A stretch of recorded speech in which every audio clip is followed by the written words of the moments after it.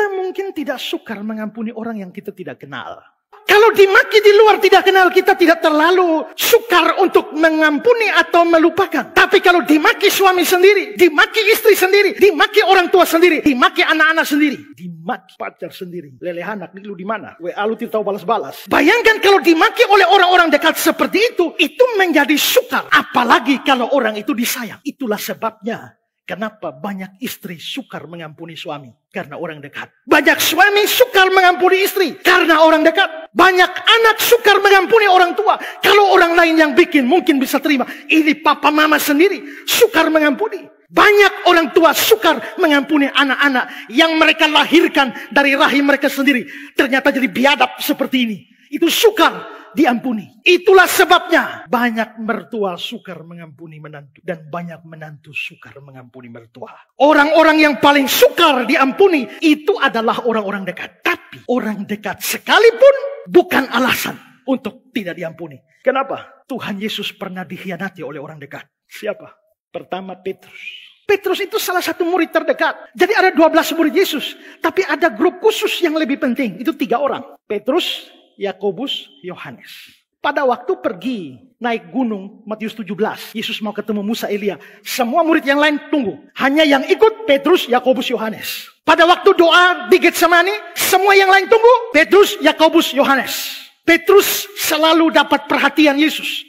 Kelihatannya dia ketua kelas. Yang lain tidak pernah jalan di atas air. Hanya Petrus yang jalan di atas air. Petrus orang dekat. Tapi justru pada saat Yesus sedang menghadapi penghakiman. Orang dekat inilah yang baru beberapa jam yang lalu berkata, semua tergoncang imanmu. Aku sekali-kali tidak. Aku rela mati bersama engkau. Tapi baru beberapa jam kemudian aku tidak kenal orang itu. Yesus dikhianati oleh orang dekat. Orang dekat kedua itu adalah Yudas Iskariot. Yudas Iskariot, kenapa dekat? Karena murid. Bayangkan dari sekian banyak orang, Yesus hanya punya orang dekat 12 murid. Tapi justru salah satu orang dekat seperti Yudas Iskariot jual Yesus 30 keping perak. Jual saja sudah salah. Tapi lebih parah lagi, jualnya cuma 30 keping perak. 30 keping perak itu harga untuk budak. Jadi kalau beli budak itu cukup 30 keping perak. Maka gurunya yang sekian lama mengajar dia, memimpin dia, memanggil dia, dijual hanya dengan harga seorang budak. Yesus bilang begini dalam Yohanes 13:15. Aku tahu siapa yang telah kupilih. Tapi harus genap nas ini. Orang yang makan rotiku, orang dekat, telah mengangkat tumitnya terhadap aku. Orang dekat ini makan rotiku, telah mengangkat tumit. Yesus dikhianati oleh orang dekat. Tapi bagaimana Yesus bereaksi? Yohanes 13. Ini cerita Yesus membasuh kaki murid-murid. Sebelum dia basuh kaki murid-murid, dia sudah tahu Yudas akan menjual dia. Tapi anehnya, waktu dia basuh kaki semua, apakah sampai kaki Yudas dia lewat?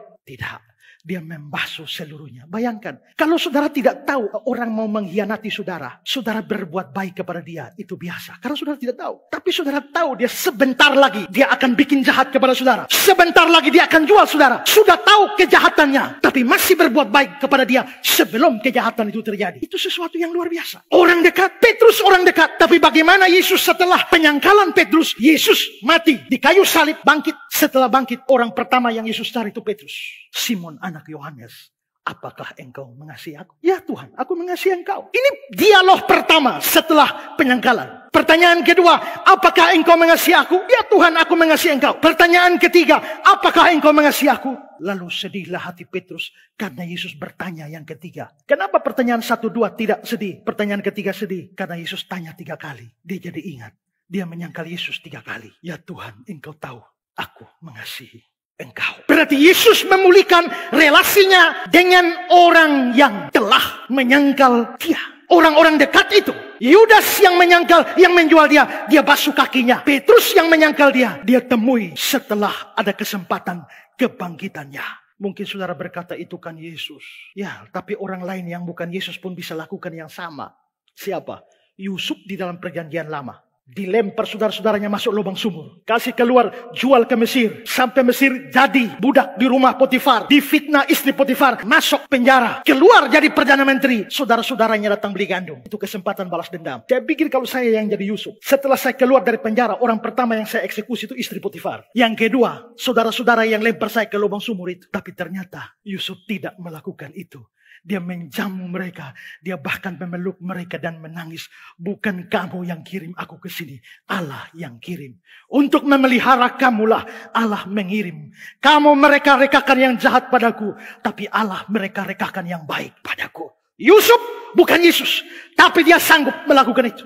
Maka dikhianati orang dekat, disakiti orang dekat. Itu bukan alasan tidak mengampuni. Tetap harus mengampuni. Dan saya percaya kita pun bisa. Dengan pertolongan Tuhan.